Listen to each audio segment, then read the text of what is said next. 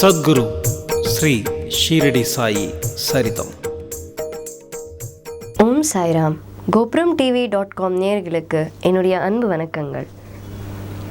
இந்த எபிசோட் ஆரம்பிக்கிறதுக்கு முன்னாடி நீங்கள் எல்லாரும் பார்த்துருப்பீங்க, ரொம்ப ஒரு சந்தோஷமான செய்தி உங்ககிட்ட சொல்லணும். அதாவது நம்ம கோபுரம் டிவி சாய் சச்சரிதம் இந்த எபிசோட் 100th எபிசோட். இந்த 100வது எபிசோட் எங்கள் கோபுரம் டிவி உங்களுக்கு பப்ளிஷ் பண்ணுறதுக்கு நிச்சயமாக உங்கள் ஆதரவு இல்லாமல் இதை எங்களால் முடியாது. மேலும் மேலும் பாபாவோடைய லீலைகள் நம்ம கேட்போம். பாபாவோடைய ஆசீர்வாதத்தினால எங்களால் இது பண்ண முடியறது. நீங்களும் இந்த எபிசோட் எல்லாம் பார்த்து இந்த வெரி பவர்ஃபுல் சாயி ஸ்லோகமும் இதே மாதிரி 100 எபிசோட் தாண்டி நிச்சயமாக பாபாவோடைய ஆசீர்வாதம் நம்ம எல்லாருக்கும் கிடைக்கும்னு சொல்லி இந்த எபிசோடில் பாபா ஒரு பெரிய லீலை பண்ணார் அப்படின்றத நான் சொன்னேன். பாபா நம்ம வாழ்க்கையில் என்னெல்லாம் கேட்குறோமோ, இது ஒரு 100th எபிசோட் அப்படின்ற ஒரு ஸ்பெஷாலிட்டிக்காக இது நான் உங்ககிட்ட சொல்கிறேன். பாபா கிட்ட ஒரு மனிதர் கையேந்தி கேட்டோம் அப்படின்னா சந்தோஷமாக கேளுங்க, என்ன வேணாலும் கேளுங்க. அந்த பக்தியோடு கேட்டால் நிச்சயமாக அது பாபா நிறைவேற்றுவார். இது பாபா சமாதி ஆறத்துக்கு முன்னாடி தான் பண்ணாரா அப்படின்னா கிடையவே கிடையாது. பாபா சமாதி ஆனதுக்கு அப்புறமும் ஒரு மனிதன் அவங்க வீட்டிலேருந்து, உங்கள் வீட்டிலேருந்து நீங்கள் பாபா அப்படின்னு கூப்பிட்டா அந்த குரலுக்காக, நம்ம பக்திக்காக ஓடி வருவார்ன்றது சத்தியம்.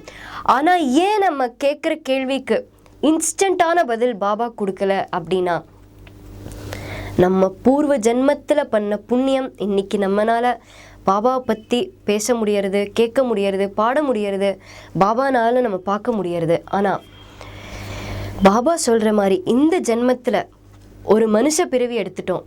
இந்த பிறவியில், இந்த ஜென்மத்தில் பாபா திரும்ப திரும்ப சொல்கிற ஒரு விஷயம் அதுதான். இந்த லீலையும் பாபா அதுதான் சொல்லியிருக்கார். என்ன சொல்லியிருக்கார் அப்படின்னா, ஒரு பிறவி, ஒரு மனுஷனாக நம்ம பிறந்துட்டோம்னா நல்லது மட்டுமே பண்ணணும். அப்போ தான் நம்மளுக்கு அடுத்த ஜென்மம் அப்படின்னு ஒன்று இருக்காதான். இல்லை அடுத்த ஜென்மத்தில் பிறந்து இந்த நாயா பூனையா இந்த ஆடு மாதிரி கஷ்டப்பட்டு நம்ம வாழ்க்கையில் நாசமாயிடுவோம் அப்படின்னு பாபா சொல்லியிருக்காராம். ஏன்னா ஒரு மனுஷனால் வாயை திறந்து அவனோட கஷ்டத்தை சொல்ல முடியும், ஒரு மிருகத்தினால வாயை திறந்து அதோட கஷ்டத்தை சொல்ல முடியாது. ஆனால் ஒரு மிருகமும் பேசுமா. இதுக்கு ஒரு பாபா அருமையான லீலை சொல்லியிருக்கார்.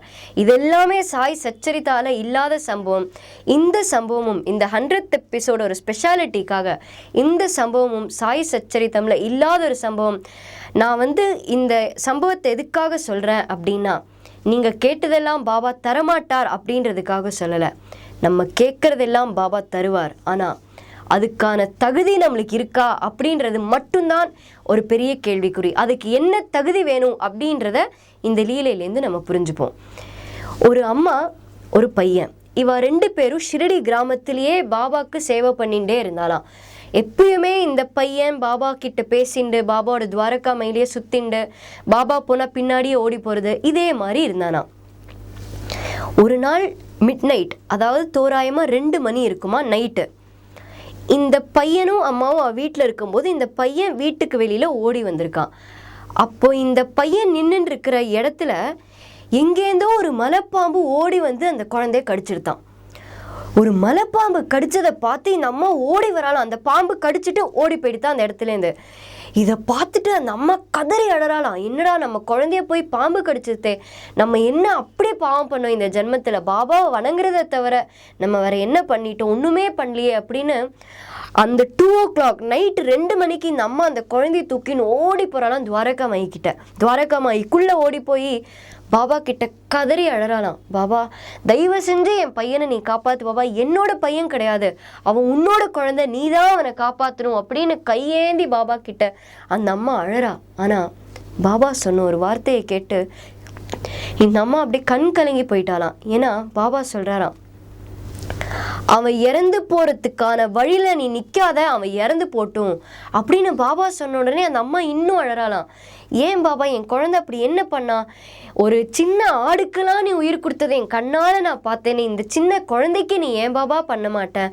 நீ தானே பாபா சொன்ன மனுஷ பிறவி எடுத்தா நல்லதே பண்ணணும்னு நீ சொன்னியே, அதை தான் நானும் பண்ணுறேன். இந்த சின்ன குழந்தைக்கு எதுவுமே தெரியாது பாபா, அதுவும் நிச்சயமாக நல்லது தான் பண்ணும், ஏன்னா உன்னோட கண் பார்வையிலேயே அந்த குழந்தை இருக்குது அப்படின்னு சொல்லும்போது பாபா சொல்கிறாராம், அம்மா ஒன்றே ஒன்று சொல்கிறேன், அந்த குழந்தை இறந்து போயிடுவான், அதனால் அதுக்கு நீ குறுக்க வராத அப்படின்னு சொன்ன உடனே அந்த பாபா கிட்ட இந்த அம்மா சொல்கிறாராம், உன்னோட உதய மேலே எனக்கு நம்பிக்கை இருக்குது, உன்னுடைய பாத தீர்த்தத்து மேலே எனக்கு நம்பிக்கை இருக்குன்னு சொல்லி அந்த காலில், பாபாவுடைய காலில் அந்த அம்மா அபிஷேகம் பண்ணி தண்ணி விட்டு அந்த தீர்த்தத்தை எடுத்துட்டு பாபா கையிலேருந்து உதி வாங்கிக்க அந்த அம்மா ரெடியாக நின்றுட்டு இருக்கும்போது அந்த அம்மா சொல்கிறாளாம், பாபா உன் கையால் எனக்கு உதி கொடு பாபா, அந்த உதியை என்னோட குழந்தைக்கு நான் வச்சுட்றேன், இந்த இடத்துலையே நான் சொல்கிறேன் அவன் நிச்சயமாக பிழைப்பான் அப்படின்னு சொன்ன உடனே பாபா சொல்கிறாராம், என்னுடைய உதி எல்லாரையும் காப்பாற்றும் அப்படின்னு நான் தான் சத்தியவாக்கு கொடுத்துருக்கேன்.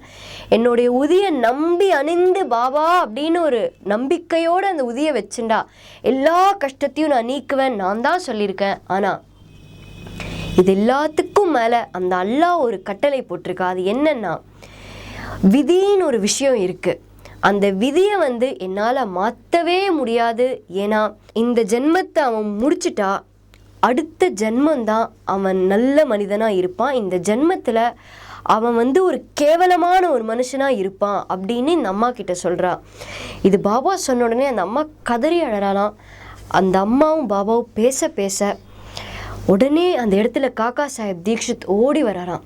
காக்கா சாஹிப் தீக்ஷித் பாபா கிட்ட சொல்கிறார், பாபா நீ ஒரு ஆட்டுக்குட்டியை நீ காப்பாத்தின, எத்தனையோ குழந்தைகளை நீ காப்பாத்திருக்க, பாபான்னு நம்பி எல்லா பக்தர்களும் வரும்போது அவள் எல்லாருக்கும் உதவி கொடுத்து காப்பாத்திருக்க.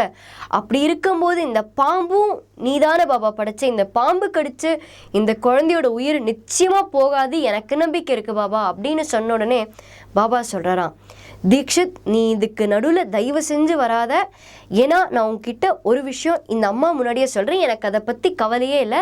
இந்த அம்மா அழுது பரண்டு கதறினாலும் எனக்கு அதை பற்றி கவலை இல்லை, ஏன்னா இதுதான் உண்மை. இது சொன்னால் நிச்சயமாக நீயே புரிஞ்சுப்ப, அந்த பையன் இறந்து போகிறதே நல்லது அப்படின்னு சொன்ன உடனே காக்கா சாஹிப் தீக்ஷித்தும் அந்த அம்மாவும் ஆவலோடு அப்படியே பாபா என்ன சொல்ல போகிறார் அப்படின்னு பார்த்துட்டு இருக்கிறான்.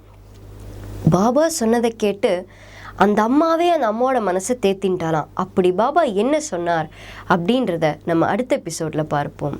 நன்றி, வணக்கம். ஓம் சாய்ராம்.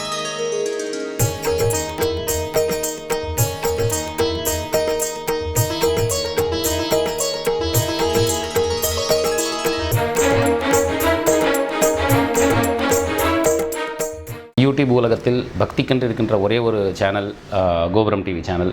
இதில் பக்தி மட்டும் இல்லை, பல விஷயங்களை சொல்கிறாங்க.